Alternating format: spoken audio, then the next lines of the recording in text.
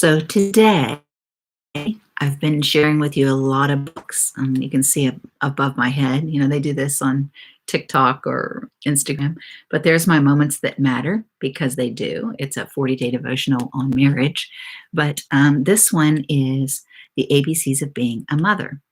And I know it's a while before Mother's Day comes, but it will be a while before you can get the book. If you contact me, I can get it out to you. But the reason I wanted to talk to you about this book is because I wrote this book because I thought I was a terrible mom. And I was praying to God, and the Lord said, "You're not a terrible mom." But when you don't have a really good role model in something, like if you are a plumber or if you are a hairdresser, the better plumber that you work for, the better hairdresser that you work for, the better hairdresser you're going to be, the better plumber you're going to be, right?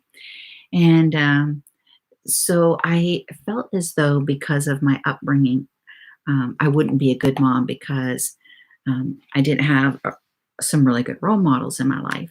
And many of you know my story. And if you don't know my story, you can go back on some of the videos and you can find it. Or in September, you can get my book, From Abandonment to Acceptance. But I just want to share with you a moment today on this because in my woundedness, I wrote this book.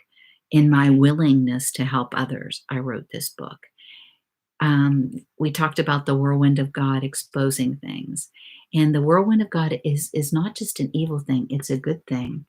And so when I wrote this, I found that I was a good mom and that I did some things really, really well. And so in the book, it starts off with the A's. Always tuck your children in at night. It doesn't matter how old they are and how many years they've lived away from home. They never outgrow being your children. Even a grown child needs to be reminded that somebody loves them, that somebody that will always care for them as a mother or a father cares for their child. When you tuck them in, you demonstrate that they are never alone and that there is always a home they can come to. Everybody needs a safe place. When we feel that no one else loves us, or so it seems, we need to experience the love of our parents. We never outgrow this. So A, accept. Then applaud. Applaud their wins. Applaud their accomplishments. A, ask them questions and allow your children to ask you questions. B, believe in your children. Believe in their friends. Make their friends your friends. Build into your child the values that you have and hold. Bring the benefits that belong to your family. Be proud. And it continues through C. Connect with your children. Count on your children. Create memorable moments. It goes on to D. Help them dare to dream. Help them make their decisions.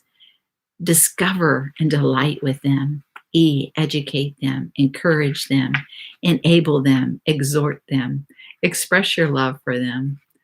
F. Find fun. Fumbles, failures, and flops. Better is the end of the thing than the beginning of it, and the patient in the spirit is better than the proud. G, give to them. Give them guidelines, good manners, good behaviors, all the way through. A, B, C, D, E, F, G, all the way to the end. Zero in on the good in all God's children. And zone in when your children are around you. Don't zone out. This book is bringing me more healing now than it did when I wrote it. I'm realizing that even though I didn't feel like I mattered, even though I didn't feel like I had anything to bring to the table, that I felt like my tabletop was just fear, and the legs that were supporting my tabletop were abandonment, rejection, prejudice, lack of education. Those were the legs that I had to destroy so that I could build a new tabletop. My new tabletop is acceptance. My legs are I am educated. I am accepted. I am totally acceptant of people, of all nations, of all nationalities, of all cultures, of all educational levels, gender, race. It doesn't matter. My table now is You know what? If your tabletop is fear, knock the legs out from under it. Find out what those supporting legs are and cut them off. All right.